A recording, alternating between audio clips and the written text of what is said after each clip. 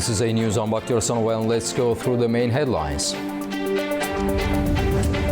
U.S. President Donald Trump said on Thursday that his country would hit Iran very hard tonight following exchange strikes in the Gulf. Clashes persist along the Israel-Lebanon border despite the U.S.-mediated talks. And the United Nations nuclear watchdog says the Zaporizhzhia nuclear power plant in Ukraine is now running on emergency generations.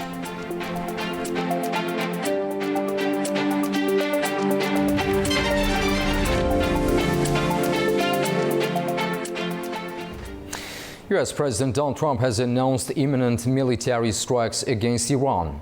In a social media post on Thursday, Trump stated that American forces would hit Iranian defense assets tonight. The administration also outlined plans to take control of Karg Island and other critical oil infrastructure points, comparing the strategy to ongoing energy market operations in Venezuela.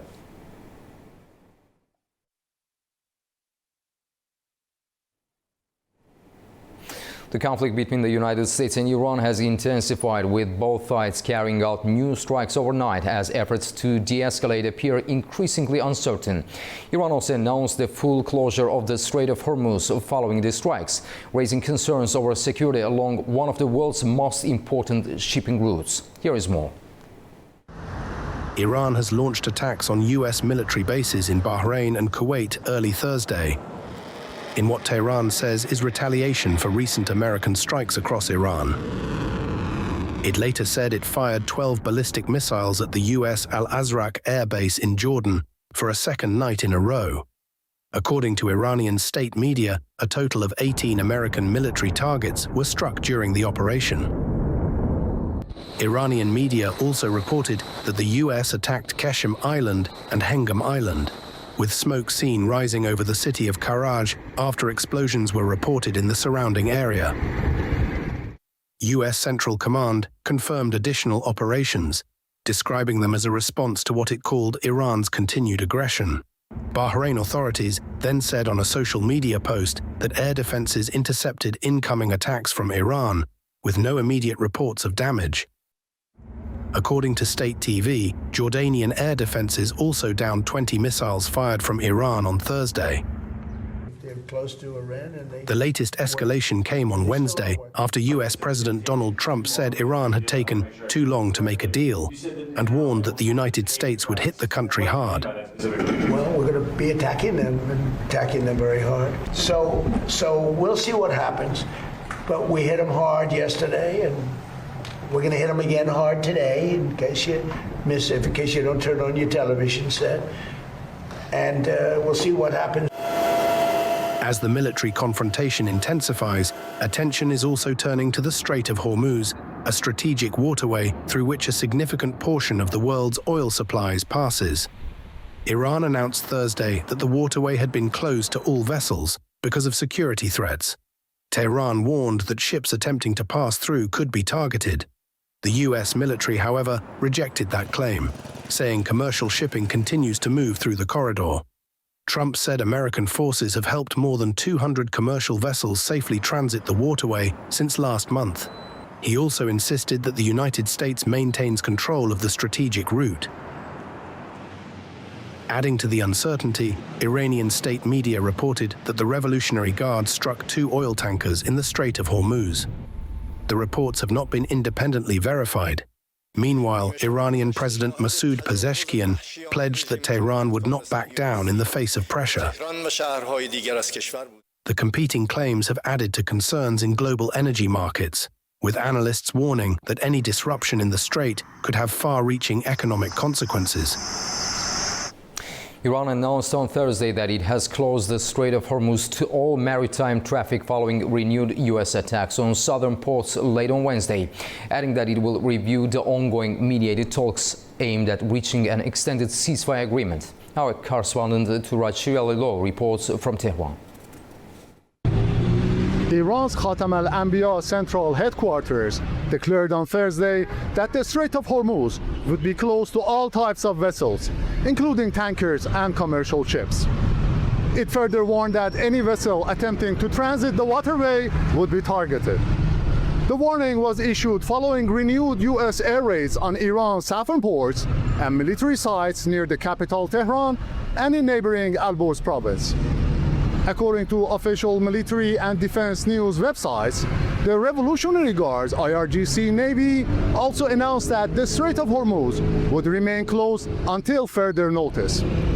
The force strongly denied remarks by U.S. President Donald Trump, who claimed that Iran had contacted him directly to seek an end to the attacks. In separate statements, the Revolutionary Guards and the Army vowed a crushing response to the attacks, rejecting claims that Iran had ceased retaliatory operations following the last night's U.S. air raids. Iran's armed forces said they had attacked U.S. bases in Bahrain, Jordan, and Kuwait with missiles and drones, targeted 2 ships in the Strait of Hormuz, and intercepted and fired upon an F-16 fighter jet. Meanwhile, President Masoud Pezeshkian denounced as a sign of desperation the U.S. president's renewed threat to strike Iran's vital infrastructure, including bridges and power plants. Also, Foreign Ministry spokesman Ismail Bawai condemned the targeting of 2 civilian water desalination facilities on Iran's southern Sirik island, saying the United States must be held accountable for what he described as systematic, brutal attacks on critical civilian infrastructure. In an interview with the state-owned IRNA news agency, he said Tehran was reviewing the future of mediated talks with Washington in the wake of the recent ceasefire violations.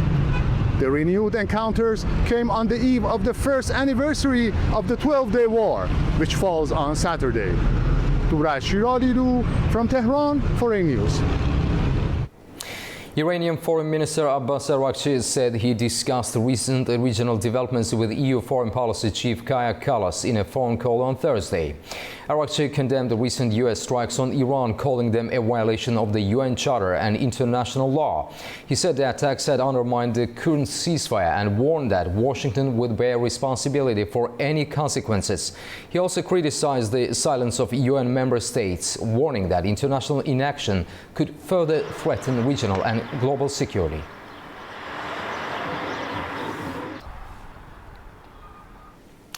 The Israeli military says 2 projectiles landed near an area where its forces are operating in southern Lebanon as exchanges of fire with Hezbollah continue.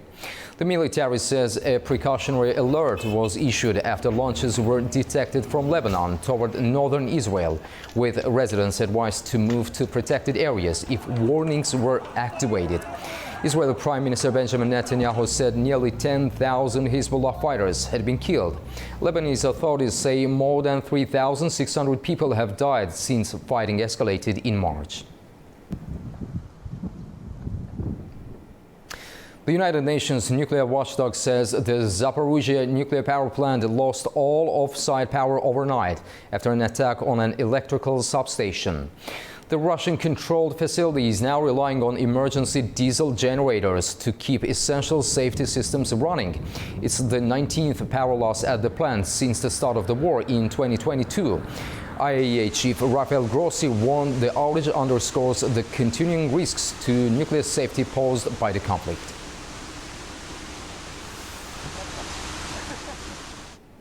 As the European Union moves to increase financial pressure on Moscow, Russia insists its economy remains resilient despite years of sanctions. The Kremlin says the country's largest lenders continue to operate profitably and that regulators are taking the necessary steps to maintain stability. Meanwhile, new EU measures are set to target Russia's financial institutions and cryptocurrency networks as part of broader efforts to weaken Moscow's war economy. The Kremlin says a new package of European Union sanctions targeting Russian banks will not undermine the stability of the country's financial sector. Kremlin spokesman Dmitry Peskov said Russia's largest banks have been operating under international sanctions for years and that the restrictions have not prevented them from generating profits or continuing to grow. Our mega regulator, the Russian Central Bank, has repeatedly spoken about this. It is monitoring the situation situation quite closely and taking the necessary measures to maintain this stability. As for the illegitimate sanctions and external restrictions against our banking system, this is not a new phenomenon. Our largest banks have long been under sanctions. This does not prevent the banks from earning large profits, developing, maintaining absolute stability. As for the external commercial operations, etc., as you know, they're companies operating on the market which provide the entire set of services. The European Union has proposed a fresh package of sanctions against Russia over the war in Ukraine. The measures are aimed primarily at Russian banks and cryptocurrency networks in an effort to increase pressure on the country's financial system. According to Peskov, the Russian central bank is closely monitoring developments in the financial sector and taking the necessary steps to maintain stability. He also referred to recent comments by President Vladimir Putin, who said the overall economic situation remains under control. However, sanctions, high interest rates and wartime spending continue to weigh on Russia's economy. Official data show the country's $3 trillion economy contracted by 0.3% in the first quarter of the year, marking its first quarterly decline since early 2023. A major diplomatic rift is widening within Europe over Ukraine peace frameworks. Speaking ahead of international summits, Italian Prime Minister Giorgia Meloni has rejected small group coalitions within the bloc, arguing they lack the legitimacy to negotiate for all 27 nations. This friction comes as top envoys from Britain, France and Germany held high-level talks at the Russian Foreign Ministry in Moscow today. Italy is pushing for a strategic shift in how the European Union manages future diplomatic engagements regarding the conflict in Ukraine. Addressing lawmakers in Rome ahead of major international summits, Prime Minister Giorgia Meloni argued that restricted groups of member states lack the collective mandate to represent the entire bloc in high-level negotiations. In any serious peace scenario between Ukraine and Russia, several conditions depend on Europe, concern Europe, affect Europe, and it is up to Europe to negotiate them. What I mean is that our firmness toward Russia must not turn into diplomatic blindness or self-exclusion. The diplomatic friction intensified on Thursday as the ambassadors of France, Germany and Great Britain, collectively known as the E3 Alliance, held a high-level meeting at the Russian Foreign Ministry in Moscow. Leaving the ministry building, French Ambassador Nicolas de Rivière confirmed that discussions had taken place. We just had a good discussion and we will release the statement later today. Thank you. The Moscow talks follow a weekend meeting in London where E3 leaders met with Ukrainian President Volodymyr Zelensky.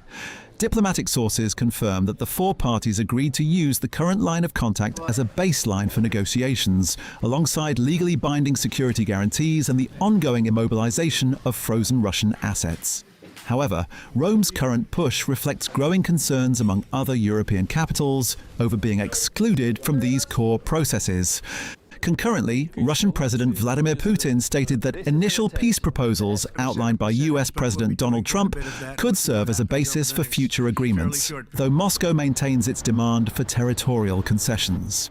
As European leaders prepare to press these diplomatic frameworks at the upcoming G7 summit, the coordination of a unified Western strategy remains unfinalized.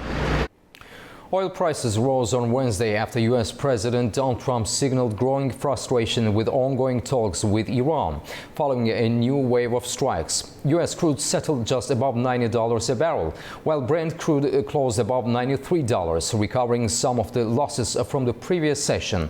The rebound followed a nearly 3% drop a day earlier, when oil prices fell to their lowest level in 7 weeks.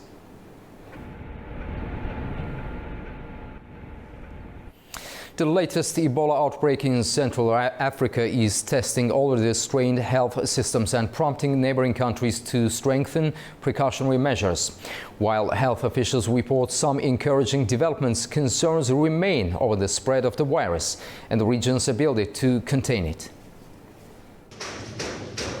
Health authorities in the Democratic Republic of the Congo say the country's latest Ebola outbreak has now reached nearly 600 confirmed cases, with more than 100 deaths reported. In a positive development, 5 children exposed to the virus at an orphanage in the eastern city of Bunia have been discharged from an Ebola treatment centre after testing negative twice. The children had been placed under observation after a newborn girl linked to the orphanage died from Ebola in late May.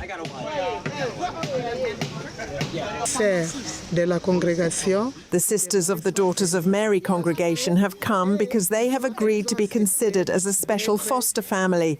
That is where we will take the children. Everything has been prepared for the children, and the follow-up will continue with the response and surveillance team, who will come every day to take the children's temperature to see if the children have responded favourably to the treatment given at the Ebola treatment centre. Medical teams continue to monitor the facility, while aid agencies have stepped up support in an area already affected by conflict, displacement, and limited access to healthcare. The outbreak is also prompting concern beyond Congo's borders. Kenyan President William Ruto says authorities have established 23 isolation units and increased screening measures as a precaution against any potential spread of the virus. Ruto said nearly 100,000 people entering Kenya from affected areas have been screened, with no positive cases detected so far. We have support from different countries. We have support from the United States to manage this situation. They have also offered to set up of the 23 isolation units. The United States have offered to set up one of them. And we are working together to make sure that we manage this situation. And as I said, for avoidance of doubt, there is no reported case of any Ebola in Kenya so far. The measures come amid growing debate in Kenya over plans for a US-supported quarantine facility for people exposed to Ebola. Clashes have erupted in Jerusalem during protests against the military conscription of the ultra-Orthodox Jews. Israeli police say 3 people were arrested as officers moved to disperse demonstrators. Israeli police said 3 ultra-Orthodox Jewish protesters were arrested following demonstrations against the detention of Haredi Jews who oppose military conscription. Police said the suspects were arrested on suspicion of public disorder offences and assaulting officers, and are expected to be questioned. The protests were organised in response to the detention of several Haredi men arrested last week after allegedly attempting to storm the home of Israeli Supreme Court Deputy President Noam Solberg. The demonstrations were also directed against the enlistment of yeshiva students who study religious texts in traditional Jewish institutions. According to police, protests took place at several locations across Jerusalem, including outside the Russian compound detention facility, where some gatherings turned violent. Police said demonstrators blocked roads, disrupted traffic, threw objects at officers, and refused to follow instructions. Officers used stun grenades and mounted units to disperse crowds and reopen roads. The Haredi community has continued to protest military service since an Israeli Supreme Court ruling in June 2024 ordered their conscription and halted funding for religious institutions whose students refuse to serve. Haredim make up around 13% of Israel's population of 10 million. Many oppose military service, arguing that full-time Torah study is their religious duty and that integration into secular society threatens their way of life. Now we'll take a short break. Right after the break, we'll discuss Kiev's military buildup and mounting pressure on Moscow. Stay tuned.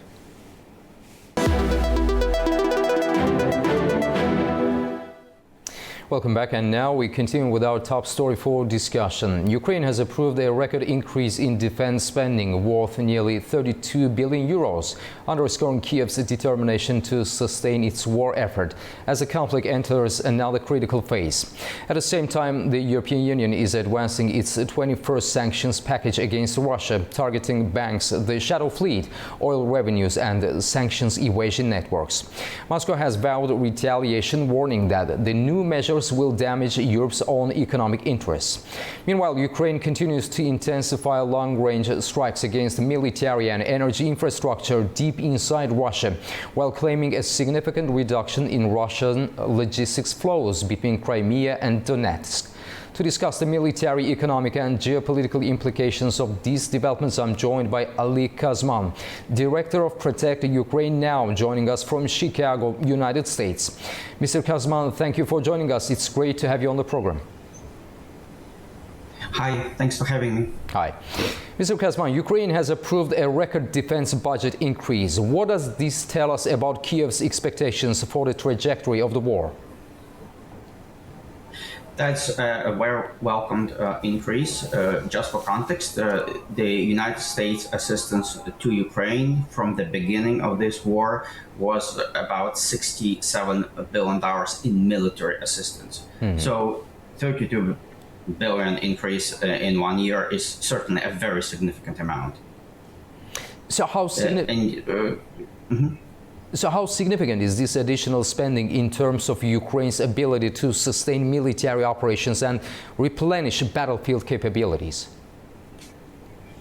Much of it depends on proper and effective allocations of these funds. Ukraine is using its long-range drone capabilities to strike inside Russia, but they also use those drone technologies, to keep their front line stable and protect the cities from incoming Shaheeds and other threats. So this is definitely a necessary investment.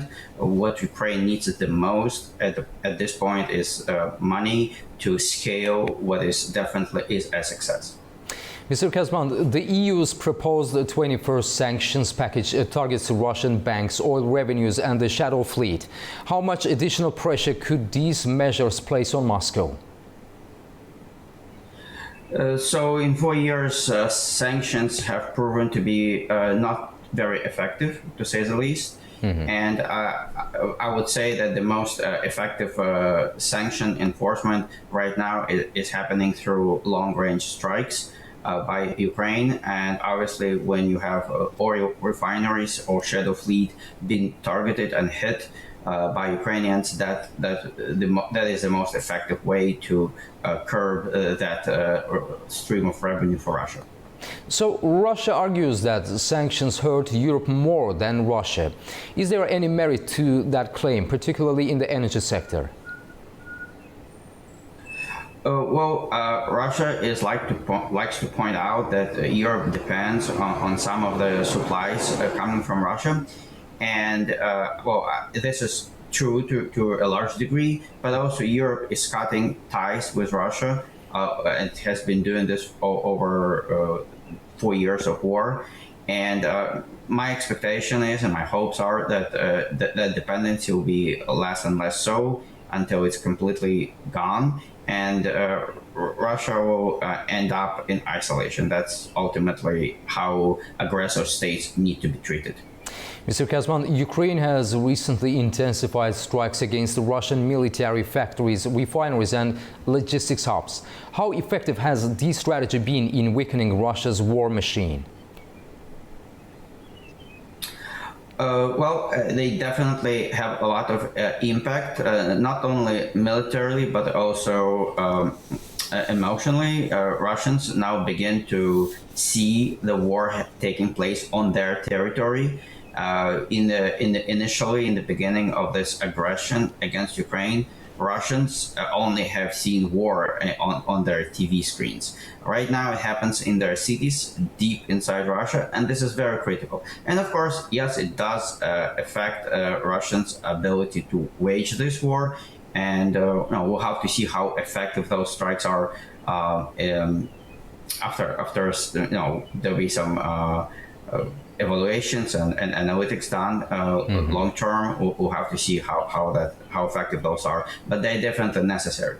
So also Kiev says it has reduced Russian supply transit between Crimea and Donetsk by more than 70%. What impact could that have on Russian operations in southern Ukraine? So Crimea is definitely an emotional place for Russians, and that area being targeted definitely works towards demoralizing Russians and Russian troops. But from a practical perspective, Crimea has airports from where Russian bombers and other jets initiate their strikes against Ukraine, and this is important that those operations are also reduced. Mr. Kazman, Russia has threatened responses not only to EU sanctions, but also to countries supporting Ukraine's defense industry. Could this lead to further escalation beyond the battlefield? There could be some cyber attacks and other hybrid war type of outcomes. Russia traditionally is attacking infrastructure through cyber attacks, through intimidation, through propaganda. There obviously be something coming from Russia, but I do not expect any significant or military action happening between NATO countries and Russia. At the moment, Russia is not in a capacity to wage a war against NATO. And looking at the current military and economic trends, which side appears to have the stronger strategic momentum at this stage of the conflict? So I'd say situation is shifting for the better for Ukraine. We'll have to see how that is sustained long term. But Russians are not gaining much momentum at the moment. They're losing 30 to 35,000 people every month, with very little, if any, territorial gains. So really for them, the war stopped making any sense. The only person at the moment who is really interested in continuing this war is Vladimir Putin. He cannot give up. He cannot go back and say, we're not interested in that territory any longer, for simple reasons that he is not a leader of a country. He's a mafia boss, and a mafia boss who was humiliated can no longer maintain his position as a boss. So he's going to remain he's going to remain in his position. If he's going to remain in his position, he has to be pushing for continuing the war and reaching whatever he announced as his objectives, which obviously he is not achieving at the moment. And finally, do these latest sanctions and military developments increase the chances of meaningful negotiations, or do they make diplomacy even more difficult? Absolutely, and I mentioned that a number of times on your show. The only way negotiations are going to be fruitful if the situation on the ground changes in favor of Ukraine. And this is exactly what's happening right now. That's a very welcomed, change. We'll have to see if Ukraine is able to sustain that, but they're doing all the right things. Again, going back to earlier discussion over increase in the investment in the military, that's very important, and hopefully Ukraine is able to sustain this momentum, and eventually Russia will have no choice but negotiate in a good faith. Ali Kazman, thank you very much for your valuable insights, and thank you for being with us today. We greatly appreciate your time and expertise. Thanks a lot. Thank you for having me. Thank you. After the break, we'll take a look at the key stories shaping the region.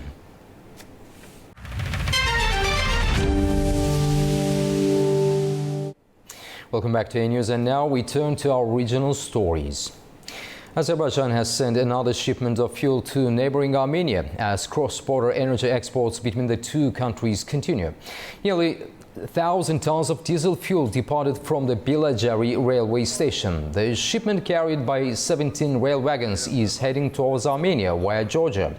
Officials say Azerbaijan has so far exported more than 12,000 tons of diesel fuel, along with 979 tons of AI-92 petrol and almost 3,000 tons of AI-95 petrol to Armenia.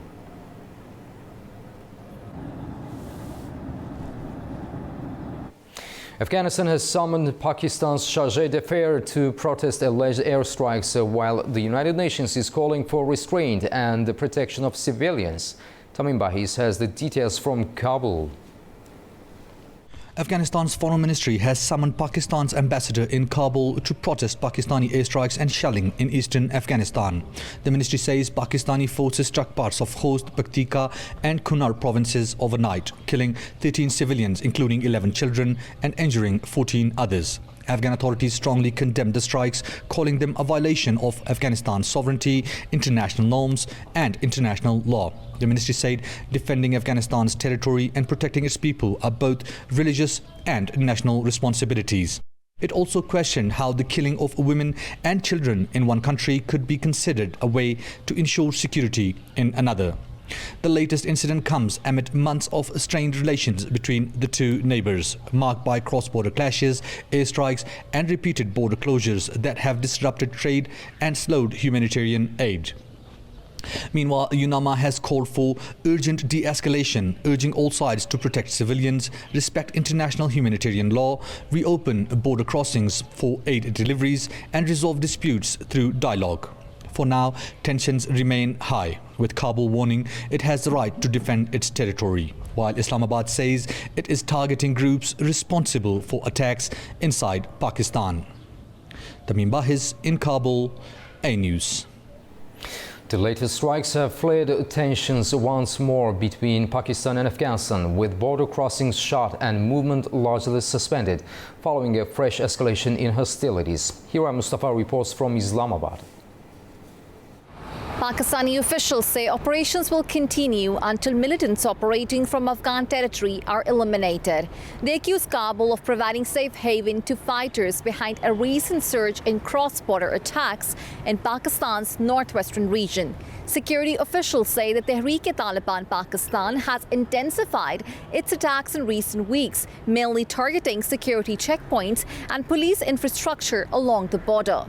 The violence has disrupted daily life in several districts, according to the locals, while Pakistan has also reported a broader rise in terrorism-related fatalities in recent months. In response, Islamabad says it carried out intelligence-based precision strikes inside Afghanistan, targeting what it calls militant hideouts and killing 26 militants. Officials say Pakistan has repeatedly urged Kabul to take action against these groups, warning it reserves the right to self-defense if attacks continue.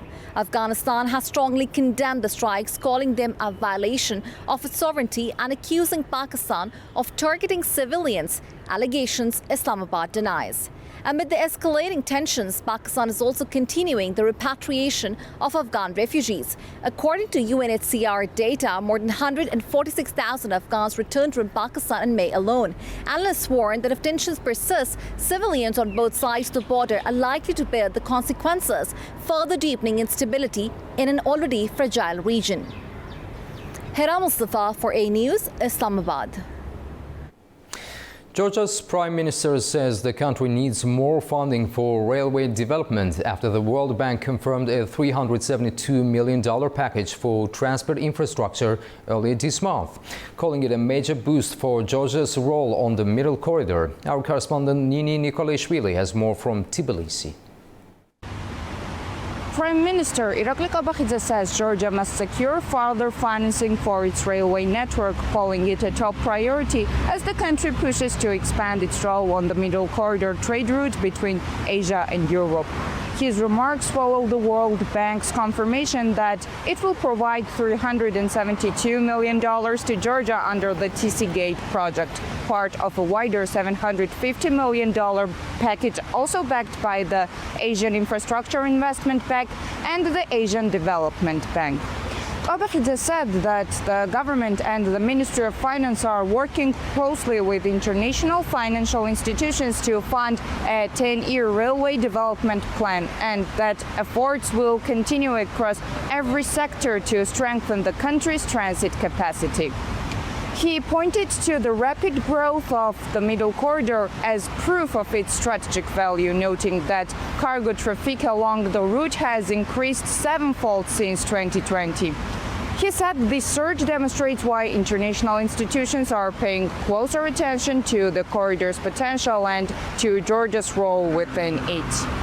The TC Gate project is set to modernize Georgia's railway fleet with new energy-efficient locomotives, upgrade key road sections in the Kakheti region, and improve connectivity for around 900,000 people. Officials say the investment will lower transport costs, support job creation, and strengthen Georgia's position as a link between European and Asian markets. Prime Minister Kabakhidze said that the government will keep mobilizing resources to support the country's long-term infrastructure goals. Nini Nikolaishvili, Tbilisi, A-News. Kazakhstan and the United States are looking to deepen cooperation in critical minerals as global competition for rare earth metals intensifies. The issue was in focus in Astana, where officials discussed joint projects in mining, processing and high-tech production. A correspondent from Kazakhstan reports. The United States is showing growing interest in Kazakhstan's rare earth metals. In Astana, Central Asian countries and the US held talks on critical minerals, resources increasingly seen as essential for advanced technology, clean energy and defense industries. The discussions took place during the C5+1 critical minerals dialogue attended by officials from Central Asia and the United States. The meeting was co-chaired by Kazakhstan's Minister of Industry and Construction, Yersain Nagaspayev, and U.S. Special Envoy for South and Central Asia, Sergio Gore. Kazakhstan says it wants to move beyond simply exporting raw materials. According to the Ministry of Industry and Construction, the country has more than 9,500 mineral deposits, including over 100 containing rare and rare earth metals. More than $820 million has been invested in geological exploration over the past 7 years. Kazakhstan says it wants cooperation with the United States to go beyond raw material extraction. Astana is proposing a full production cycle from developing mineral deposits to processing and high-tech manufacturing. The plan includes joint projects in critical minerals, the creation of industrial clusters, as well as research and engineering centers. Training for technical and engineering specialists is also expected to be part of the cooperation. The talks extended beyond economics. During a meeting with Sergio Gore, President Kassym-Jomart Tokayev reaffirmed Kazakhstan's interest in closer strategic ties with the United States. Washington, in turn, pointed to growing engagement with Central Asia, saying agreements and deals valued at more than $20 billion had been reached across the region over the past year. Farisa Kalimurzina, Almaty, A-News. Now we'll take a short break. Right after the break, we'll explore how critical minerals are reshaping U.S. Central Asia ties. See you shortly.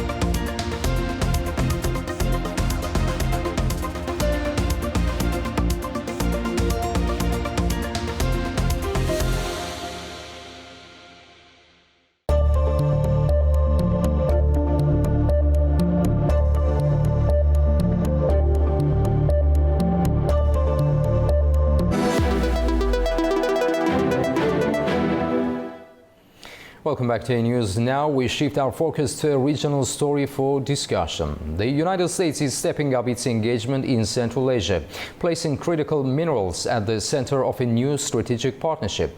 At the first in-person C5+1 critical minerals dialogue in Astana, U.S. officials highlighted the region's growing importance for global supply chains, advanced technologies and economic security.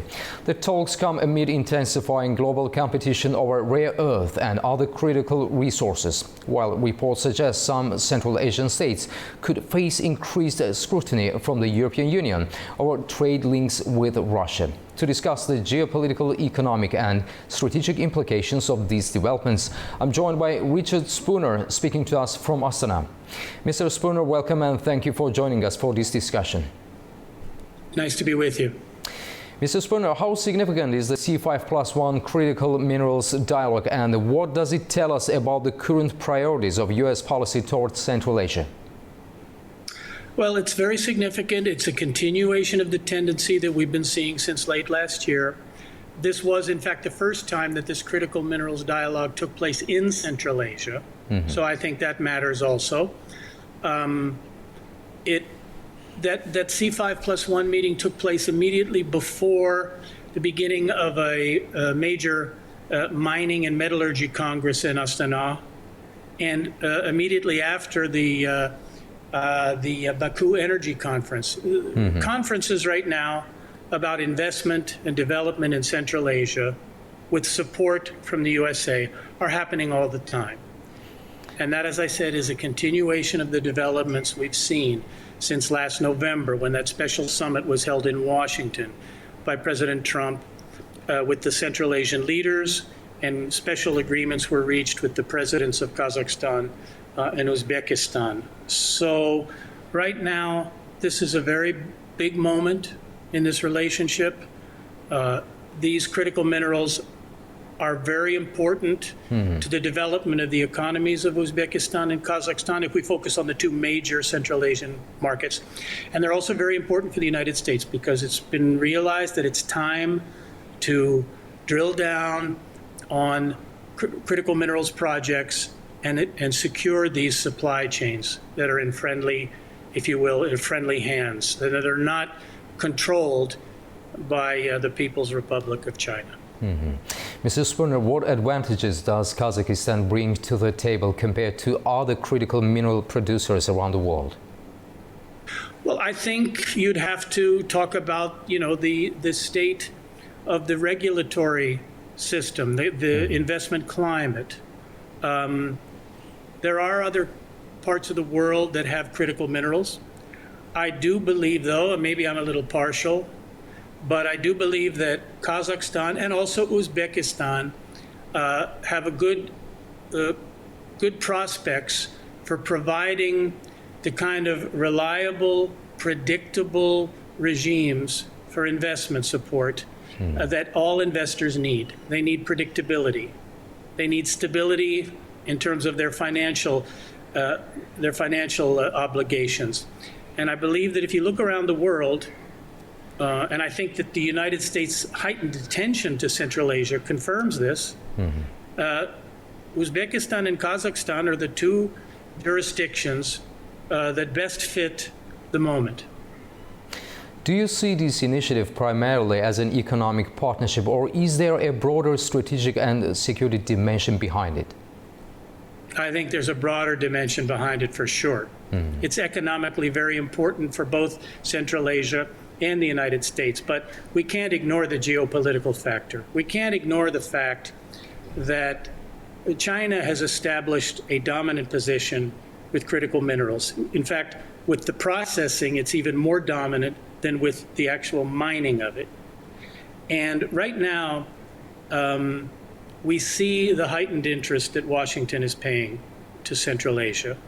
So the strictly economic issues about securing supply chains mix with the issue of, let's say, American companies being competitive when they're trying to win projects that the Chinese are also trying to win. Let's look at the tungsten deals from last November when Cove Capital secured the rights to two very large, very important tungsten projects. The model there was based on the idea that U.S. Exim Bank and U.S. International Development Finance Corporation got involved. That made the American proposals more competitive. That's the model that needs to be used, in my opinion, going forward. So, Mr. Spooner, in your view, how might growing U.S. interest in Central Asia affect the influence of Russia and China in the region? Well, the influence of China in the region is something that in my opinion, we have to accept. Their influence is not going away. The influence of Russia, meanwhile, I think is significantly reduced as a result of their invasion of Ukraine in February of 2022. So right now is a moment for Central Asia to take advantage of its opportunity. And I believe that Central Asia is doing that. And I believe that America continues to show desire to develop that moment. And Washington has emphasized investment, processing and industrial development rather than simply extracting raw materials. How realistic is that vision? I think that's realistic, and I think it's very important that you mention that, because that's crucial. Because if critical mineral reserves in Kazakhstan, let's say, are developed, but then they're sent for processing to China, then what's the difference? Because the country that processes those minerals determines where they will next go. And that country can institute a ban on exporting them, as happened a couple times in the last couple of years. So it's very important to set up not just mining, but processing, and ultimately even refining into finished products. That's where all the added value is. That's where the supply chains become reliable in the hands of friendly countries. It's nothing against China. It's just about doing things that are in the interests of the United States and, let's say, other countries that want to have independent supply chains. Mr. Spooner, the European Union is reportedly considering sanctions on entities in several countries, including Kazakhstan and Kyrgyzstan, over alleged sanctions circumvention involving Russia. How serious is this issue for the region? Okay, my opinion is that this is not serious for the region because the European Union has never instituted sanctions against the government of Kazakhstan.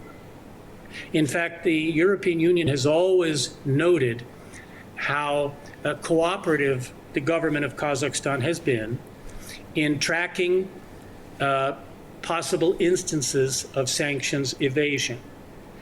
The recent incident, or the recent sanctions that were put on a specific small group of Kazakh legal entities was based mainly on a company called United Trading Group, which the EU officials claim was involved in schemes to circumvent restrictions on exports from Russia, while also supplying products for import to Russia that are not allowed.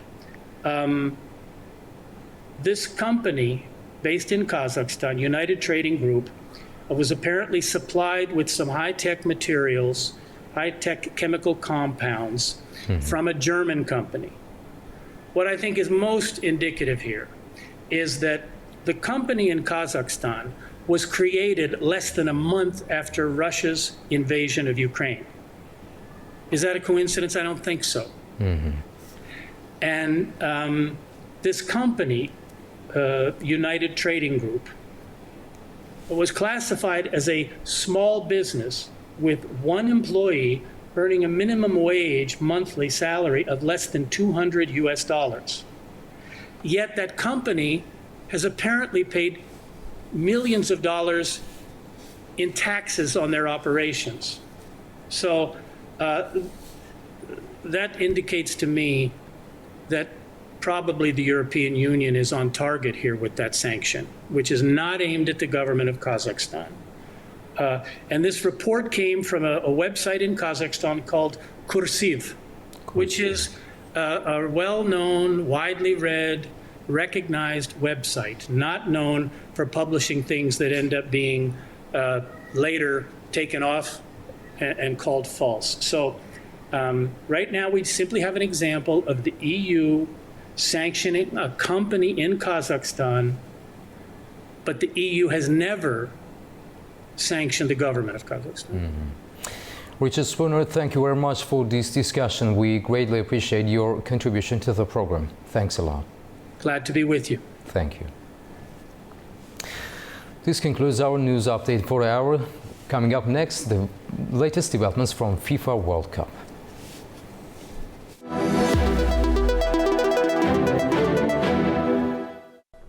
It's finally here. The FIFA World Cup 2026 kicks off tonight at 9 p.m. Central European Time and 11 p.m. Baku time. And with 48 teams, it's set to be the biggest World Cup ever. Now here's everything you need to know ahead of the tournament's opening game. Participants from all 6 continents are competing in 12 groups of 4, with the top 2 teams qualifying for the round of 32, and they'll be joined by the best 8 third-place finishers. Spain and France are the current favourites to win, but that could all change as the competition gets underway. The host nations of Mexico, the United States and Canada have been decked out with national colours from around the world, with FIFA estimating that around 6.5 million fans will attend the tournament across all 16 host cities. But before the tournament has even begun, there's already been controversy. Trump's tightened visa rules means fans from several participating nations are effectively barred from attending. Even Omar Artan, who was set to be the first Somali to referee at the World Cup finals, was denied entry to the United States. Here's what the president of FIFA had to say about all of that. It's not easy when you have 300,000 accredited people, majority of which from outside of the US, to process them, to vet them. You don't know. Unfortunately, our world is, a very aggressive world, and security goes above everything, and you need to respect the decisions which are taken. And when I say to chill, I don't mean to chill and do nothing. I mean to trust us that we are working behind the scenes. Now the ones to watch in the region are Uzbekistan, who are making their World Cup debut with a winner at the helm in their manager Fabio Cannavaro. And you may recognise Manchester City star Abdulkadir Kusanov, who's the key man at the back for the Uzbeks. The White Wolves touched down in Atlanta yesterday for training ahead of their first game against Colombia in Mexico City next week. Here's how midfielder Abosbek Faizullayev is feeling ahead of his nation's tournament debut. I think it will be a very emotional day in the first match, because to hear the national anthem in a big stage like this World Cup, it's an honor for all the people in Uzbekistan. They've been waiting for this like 34 years, and I think it will be amazing and huge honor for everybody. Well, all eyes are on Mexico City tonight ahead of the opening game where the host will take on South Africa. This is closely followed by South Korea's game against Czechia, where captain Son Heung-min will be hoping to take the Reds to an early victory. We're ready. Mexico City is ready. The question is, are you?